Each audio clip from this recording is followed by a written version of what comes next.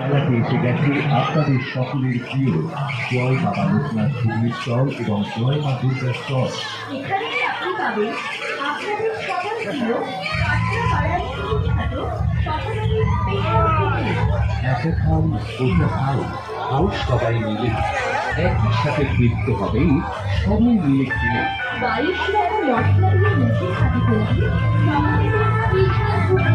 কাঁচরাপাড়ার সুবিখ্যাত শহরের স্পেশাল ঘুগনি, বেশি খান দাঁড়িয়ে খান, একই রকম স্বাদ। বাড়তি যারা আছে তারা করবে কেন বাবা?